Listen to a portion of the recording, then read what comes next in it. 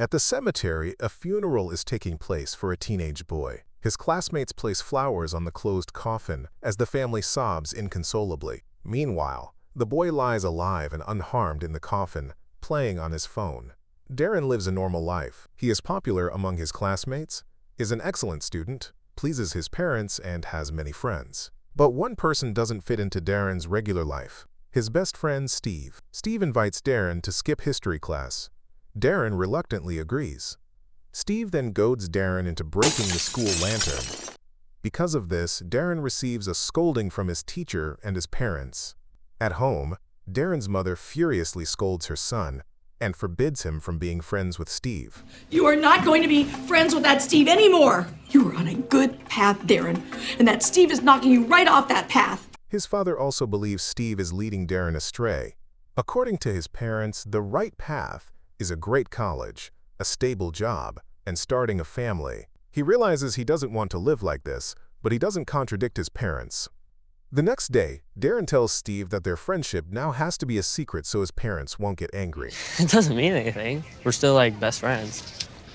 Okay, like what, secret best friends? Steve is outraged and accuses Darren of being spineless. Their argument is interrupted by an old-fashioned car with the word fate on its plates. An unknown man throws a leaflet out the window and drives off. The leaflet lands at Darren's feet. It turns out to be an invitation to a freak circus show. The friends want to go, but Darren is grounded for 2 months. However, that evening Darren quietly sneaks out of the house and goes with Steve to the circus. The friends arrive at an old theater building and notice a blood-red moon in the sky. Steve enjoys the sight, as he is obsessed with vampires, and Darren is obsessed with spiders. They buy tickets from a little freak and enter the hall. The show begins. The host, with a large, oddly shaped head, announces the Wolfman. May I present the Wolfman? With a roar, the Wolfman approaches a woman in the audience and, moments later, bites off her arm. She screams and the audience panics. The Wolfman runs away, and the woman walks onto the stage, her arm immediately regrowing. She is the queen of regeneration. Next appears the bony Alexander, who has no skin or internal organs in his abdomen. The audience is also entertained by a woman with huge teeth and a man with 2 stomachs who can digest anything. Then comes a snake-skinned boy named Evra, followed by a spectacular woman, Madame Truska. She invites Darren on stage as her assistant. From the boy's touch, the woman grows a beard. The hall rejoices. Madame Truska looks into Darren's eyes and sees his future. She senses something bad is coming. Next is a magician named Larton Crepsley and his spider, Madame Octa. Crepsley literally flies onto the stage. Darren, hypnotized, cannot look away from the spider. Madame Octa's bite promises certain death. Interesting fact, 1 bite from this spider means certain death. But Crepsley controls her with a flute. Suddenly, Steve tells Darren that Crepsley is a real vampire. He recognized him from a book about vampires. Meanwhile, Crepsley releases Madame Octa into the hall, and she lands on Darren's leg. Crepsley retrieves the spider and insists that vampires don't exist, adding that if someone knew about them, they would be strangled in their sleep. The performance stops when a crowd fighting the freaks bursts into the hall. Amid the chaos, Darren sneaks backstage. He finds Crepsley's dressing room and enters, fascinated by Octa. No one is inside, but there is a coffin. Darren approaches Octa's cage, admires the spider, and plays the flute for her. Suddenly, voices approach. Darren grabs the cage, stuffs it into his bag, and hides in the closet. Crepsley and his friend Gavner enter. From their conversation, Darren realizes they are vampires. Their friend was recently killed by their enemies, the cruel vampans. They also discuss the return of the mysterious Mr. Tiny from another world. Gavner believes Tiny sees himself as an arbiter of fate and wants to destroy vampires using the vampans. Gavner wants to fight them, but Crepsley refuses. He is against war. At that moment, Steve bursts into the dressing room. He is convinced Crepsley and Gavner are vampires and begs Crepsley to turn him into one. You see, I want this. I want you to make me into a vampire.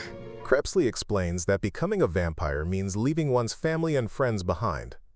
But Steve insists, complaining about his dysfunctional home life. Crepsley tastes his blood and immediately spits it out. Steve has bad blood and cannot become a vampire. Furious, Steve threatens them, but the men quickly throw him out. Gavner flies away, and Crepsley begins searching for Octa. Darren sneaks out through a secret door and runs, only to be grabbed by a black car. Inside the car sits Mr. Tiny and a vampan. Tiny invites Darren to join them, but Darren escapes near his home and runs away. The next day, Darren comes to school, opens his locker, and admires Octa. Steve approaches and sees the spider, realizing Darren was in Crepsley's dressing room and heard everything. The bell rings. Startled, Steve drops Octa's cage. The door opens and the spider escapes. Students flood the hallways. The deadly spider runs across the floor. Steve shoves everyone aside and tries to kill Octa with a broom. Darren chases after him to save her. Sensing danger from Steve, Octa bites him on the cheek. Steve collapses and Octa escapes. Desperate to help his dying friend, Darren goes to Crepsley for an antidote. But Crepsley calls him a juvenile thief and refuses to help for free. During their conversation, Crepsley realizes Darren is in terrible danger from Mr. Tiny. He offers a deal. He will turn Darren into a half-vampire and make him his assistant, and in exchange, he will save Steve and protect Darren from Tiny. Darren is willing to do anything for Steve, but he doesn't want to kill people. Crepsley explains that vampans kill, vampires do not. After some hesitation, Darren agrees. Crepsley performs a blood exchange ceremony. Darren collapses, feeling cold. He is now a half-vampire. Darren climbs onto Crepsley's back and they fly to the hospital. Crepsley injects Steve with the antidote, and Steve's pulse quickens. Darren tries to chase Crepsley away, but the vampire ignores the attempt. Soon Steve recovers and even returns to school. Darren, meanwhile, develops cravings for raw meat and feels a thirst for blood, even almost attacking his sister. Crepsley appears in his room and tells him that he must now leave his family. To do so, they must stage his death. Darren says goodbye to his family without scaring them. Later, Darren and Crepsley sit on the roof. Crepsley distracts Darren and suddenly snaps his neck. Darren can still live, but cannot move. The death must be believable. Crepsley throws Darren off the roof and disappears. Everyone believes Darren is dead. At the funeral, Steve approaches the coffin, places a phone in Darren's hands, and notices vampire claws. Steve now considers Darren a traitor. That night, Crepsley digs up Darren's coffin. Darren crawls out. Suddenly, a vampan named Murloc jumps down from a tree. Crepsley smells his putrid scent and orders Darren back into the grave. Murloc attacks, and a furious fight erupts. They destroy tombstones as they battle, eventually falling into Darren's grave. Crepsley tries to shield Darren with his body.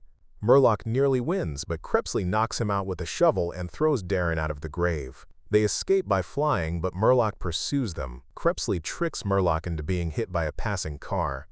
Then he brings Darren to the Freak Circus parking lot. Crepsley speaks to the circus director, Mr. Toll, and asks him to let Darren stay because Mr. Tiny is hunting him. Nearby, Darren meets a girl named Rebecca, and they overhear the conversation. Toll agrees, but Darren must work for the camp. He will share a tent with Evra, the snake-skinned boy. In the tent, Darren promises not to drink Evra's blood, and Evra lets Darren play his drums. Meanwhile, Steve continues attending school. Consumed with grief, he decides to commit suicide, but Tiny stops him at the last moment. Tiny tells him Darren is still alive, but has become a vampire, and betrayed him. Tiny claims his powers are limitless, but he needs an assistant, and Steve is perfect for the role. In the evening, Mr. Tiny's car drives up to the freak camp. During a conversation with Toll and Crepsley, he announces the imminent start of a war between vampires and vampans. According to the prophecy, 2 young men will lead the war. Therefore, Tiny demands that Darren be handed over to him. Toll asks for time to think. But I need to think about all this. I won't make a decision hastily. The next day, Darren and Rebecca talk sweetly and grow closer. Rebecca confesses that she is a monkey girl. She even has a tail, but Darren is not bothered by it. In the evening, Crepsley begins teaching Darren how to fight like a vampire, understanding the dangers that threaten him. But Darren is too weak, because he deliberately avoids drinking blood. Crepsley plans to fix this. Meanwhile, the vampans accept Steve into their ranks. The initiation ritual is extremely cruel, but Steve endures it. His first victim as a vampan becomes his high school history teacher. Crepsley explains to Darren that it's not necessary to kill people. A vampire can simply put a victim to sleep with his breath, drink a little blood, and leave. The person will soon wake up and remember nothing. This unwillingness to kill is the difference between vampires and vampans.